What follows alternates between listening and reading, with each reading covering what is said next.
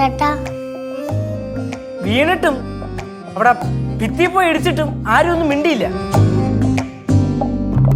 ഈ ദേഹത്തിന് പറ്റിയ വേദനയല്ല, ഈ മനസ്സിന് പറ്റിയ വേദന ഉണ്ടല്ലോ, അതാണ് ഏറ്റവും വലിയ വേദന. ചേട്ടന് ഇവിടെ ഒരു വിലയില്ല അല്ല ചേട്ടാ? എനിക്കാ എന്റെ വില ഞാൻ ഇപ്പൊ കാണിച്ചു തരാടി. ഇവിടെ എല്ലാവർക്കും സന്തോഷമല്ലേ, എല്ലാവർക്കും സമാധാനമായി കാണും.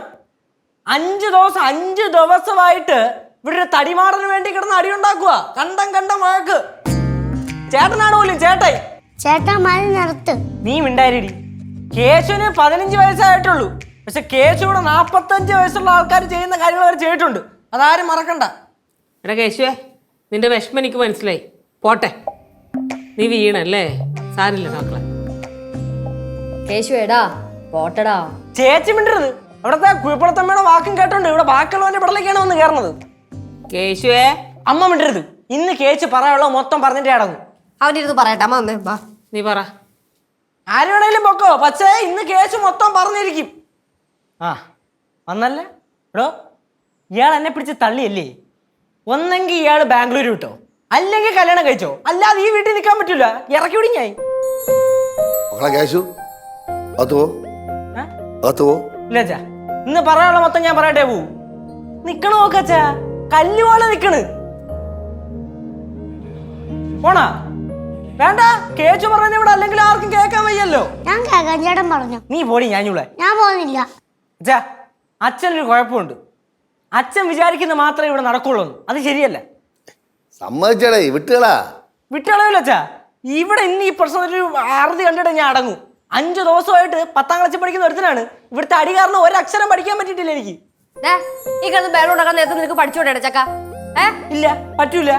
അച്ഛാ, അച്ഛനെ മോനെ വിളിച്ചാ. ഇന്ന് ഞാൻ ഇവിടെ പറയാനുള്ള മൊത്തം പറഞ്ഞിട്ട് അടങ്ങും. അച്ഛാ, മോനെ വിളി.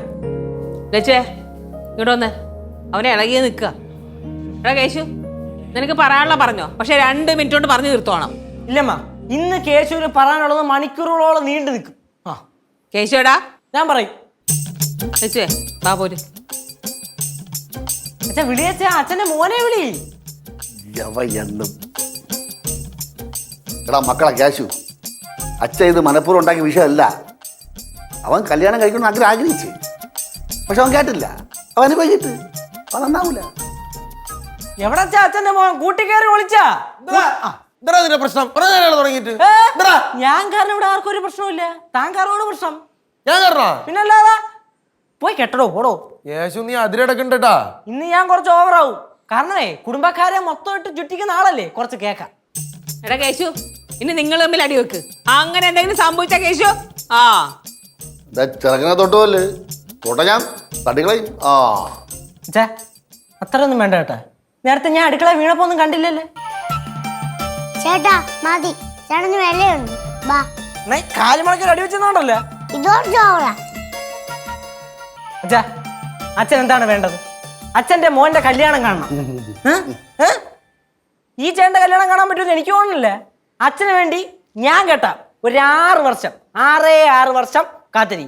21ാം വയസ്സിൽ അച്ഛന് വേണ്ടി ഞാൻ കെട്ടും. അമ്മ മിണ്ടരുത്. അച്ഛന് മിണ്ടണ്ട.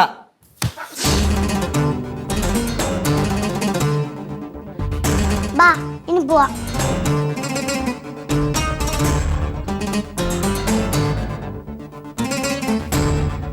വേണമെന്ന് വിചാരിച്ച് ചെയ്തതല്ല, നിവൃത്തിയേട് കൊണ്ട് പറ്റിപ്പോയതാ.